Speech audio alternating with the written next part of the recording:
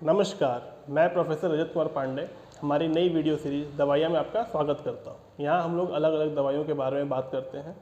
आज जो मेडिसिन के बारे में हम लोग बात करना है वो है एमोक्सिसिलिन। आप सबने इसका नाम सुना होगा और सबने कभी ना कभी इसका उपयोग किया होगा, क्योंकि ये ब्रॉड स्पेक्ट्रम में काम आता है। ये अलग अलग तरह की बीमारियों में काम आता है।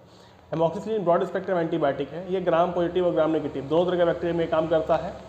एमोक्सिसिलिन का जो उपयोग है वो रेस्पिरेटरी इन्फेक्शन से लेकर यूरिन ट्रैक्ट इन्फेक्शन तक काम आता है। ये एमोक्सिसिलिन आप बोल सकते हैं कि बीटा लैक्टम एंटीबायोटिक के क्लास से बिलोंग करता है। ये पेनिसिलिन की तरह एक एंटीबायोटिक है।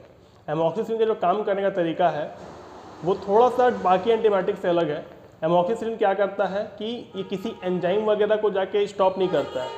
ये सेल वॉल का जो सिंथेसिस हो रहा है बैक्टीरिया में उसी को इंटरफेयर करता है, उसके सिंथेसिस को रोकता है और बैक्टीरिया का डेथ हो जाता है। तो जो सेल वॉल का सिंथेसिस का प्रोसेस है उसमें ये इंटरफेयर करता है उसके फाइनल स्टेज में और उसको ये रोक देता है। ठीक है।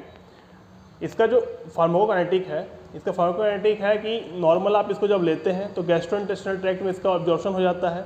1 से 2 घंटे के बीच में इसका पीक कंसंट्रेशन ये एब्जॉर्ब कर लेता है और इसका जो सेल्फ लाइफ है वो 1 घंटे का होता है। बॉडी में इसका मेटाबॉलिज्म नहीं होता है, उल्टा ये बीटा लैक्टमेज एंजाइम से ये हाइड्रोलाइज होता है बॉडी में, कहीं भी इसका मेटाबोलाइज नहीं होता है और उसके बाद ये हमारे यूरिन से ये बाहर निकल जाता है। जब इसका हाइड्रोलाइसिस होता है उस एंजाइम के थ्रू तो ये इनएक्टिव फॉर्म में चला जाता है। इसका उपयोग जो करते हैं हम लोग वो अलग अलग उपयोग है। जैसे रेस्पिरेटरी ट्रैक्ट इन्फेक्शन में सबसे अधिक इसका उपयोग करते हैं, जिसमें आपको ये निमोनिया में भी काम आता है, ब्रोंचाइटिस में भी काम आता है, फेरेंजाइटिस में भी काम आता है, टॉन्सिलाइटिस में भी काम आता है, साइनोसाइटिस में भी काम आता है। कभी कभी ये देखा जाता है कि बुखार वगैरह को भी ट्रीट करने में एंटीबायोटिक जब प्रिस्क्राइब होता है तो इसको डॉक्टर लिखते हैं। उसके अलावा यूरिन ट्रैक्ट इन्फेक्शन में काम आता है। हर तरह के यूरिन ट्रैक्ट इन्फेक्शन में काम नहीं आता है, कुछ स्पेसिफिक है उसी में काम आता है। जैसे ई कोली इन्फेक्शन में सबसे अच्छा ये काम करता है।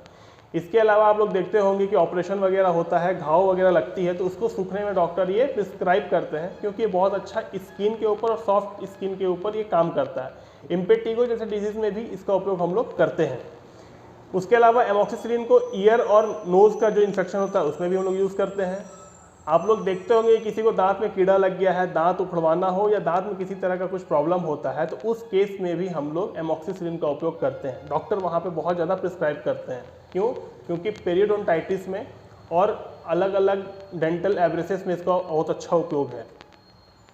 इसके अलावा इसको हम लोग देखते हैं कि सेक्सुअल ट्रांसमिटेड डिजीज में भी कभी कभी इसका उपयोग किया गया है, जैसे क्लेमाइडिया और गोनोरिया में भी इसका उपयोग करते हैं हम लोग। चलिए ये तो ये हो गई, लेकिन इसका जो साइड इफ़ेक्ट है उसमें आप बोल सकते हैं कि हेडेक है, नौसिया है, वॉमिटिंग है और कभी कभी एलर्जिक कंडीशन है। अगर एलर्जिक कंडीशन लंबे समय तक परसिस्ट करता है तो आपको तुरंत डॉक्टर से भेंट करना चाहिए। आप लोग बहुत से ब्रांड नेम सुने होंगे, जैसे ऑगमेंटिन, क्लेवम, मेगा सीबी, ये सारे आपको एमोक्सिसिलिन के ब्रांड्स हैं जो बाज़ार में आसानी से मिल जाते हैं। एमोक्सिसिलिन का जो डोज है वो बड़ों में अलग है और बच्चों में अलग है। तो जो बड़ों के लिए डोज है वो 2 तरह के डोज हैं, एक 250 mg, 500 mg, दोनों ट्वाइस अ डे है, लेकिन जनरली 500 mg यूज़ करते हैं क्योंकि ज़्यादा इफेक्टिव होता है। 250 बहुत कम जगह पे उपयोग किया गया है। और बच्चों के लिए जो डोज है वो 100 से 250 के बीच में है। ये एज पे डिपेंड करता है कि कितना किसको देना है। ठीक है। जनरली बच्चों के लिए ड्राई सिरप आता है और कभी कभी कैप्सूल आता है। उसके अलावा एमोक्सिसिलिन को एक चीज़ देखा गया है कि एमोक्सिसिलिन, एजिथ्रोमाइसिन और सिफेक्सिम, ये तीनों के तीनों प्रेगनेंसी में या फिर ब्रेस्ट फीडिंग के कंडीशन में आराम से उपयोग किया जा सकता है। ये सेफ होता है, लेकिन कोशिश करिए कि इसका उपयोग ना किया जाए। तो आज के लिए हम लोग इतना ही है।